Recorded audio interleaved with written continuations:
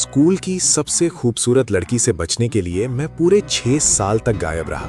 6 साल पहले मुझे नहीं पता था कि किसी का प्यार इतना जुनूनी भी हो सकता है।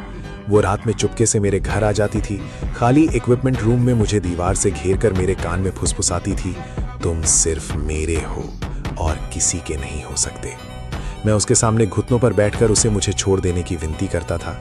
आखिर में उसने खुद को रोकते हुए कहा कि वो मुझे इस बार जाने दे रही है, लेकिन अगर हम दोबारा मिले तो वो मुझे कभी भागने नहीं देगी। इसीलिए मैं तुरंत स्कूल छोड़कर दूर चला गया। मुझे लगा था कि अब मेरा उससे कभी कोई संबंध नहीं रहेगा, लेकिन 6 साल बाद मेरी माँ ने मुझे वापस बुला लिया। जैसे ही मैं लौटा, उन्होंने मेरे लिए एक अरेंज्ड मैरिज पार्टनर ढूंढ ली। मैंने विरोध किया, लेकिन घर वालों ने मुझे एना नाम की लड़की के साथ समय बिताने के लिए मजबूर कर दिया।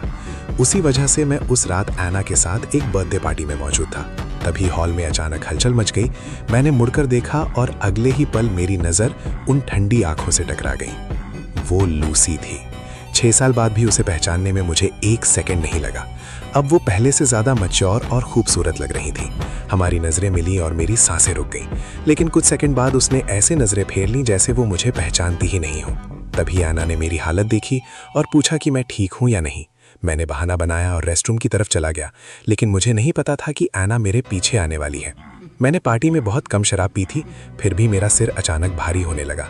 मैं वॉश बेसिन पर गया, चेहरे पर पानी डाला, लेकिन हालत और ख़राब होती जा रही थी। शीशे में अपनी धुंधली परछाई देखकर मुझे एहसास हुआ कि कुछ गड़बड़ है। उसी समय एना अपनी दोस्त के साथ विमेंस रेस्टरूम में खड़ी थी। दोनों बात कर रही थीं कि कैसे एना ने सिर्फ 1 हफ्ते में मुझे फंसा लिया। एना कह रही थी कि अगर मैं उसकी बात मानूं तो ठीक है, और जब वो मुझसे बोर हो जाएगी तो किसी और को ढूंढ लेगी। तभी अचानक किसी ने उसे जोरदार लात मारकर जमीन पर गिरा दिया। एना दर्द से चीख उठी। जब उसकी दोस्त ने सामने खड़ी महिला का चेहरा देखा तो डर से कांप गई। वो लूसी थी। राजधानी में हर कोई उसे मिस लूसी के नाम से जानता था। सिर्फ 2 साल में उसने अपने परिवार की पूरी ताकत संभाल ली थी और उसकी निर्दयी छवि हर जगह मशहूर थी। लूसी ने एना को ठंडी नज़रों से देखते हुए कहा, जिस इंसान को मैं सबसे ज़्यादा संभाल कर रखती हूँ, उसे छूने की हिम्मत तुमने कैसे की। एना कुछ समझ पाती उससे पहले लूसी ने फिर हमला कर दिया। उसके हर वार में गुस्सा साफ दिख रहा था।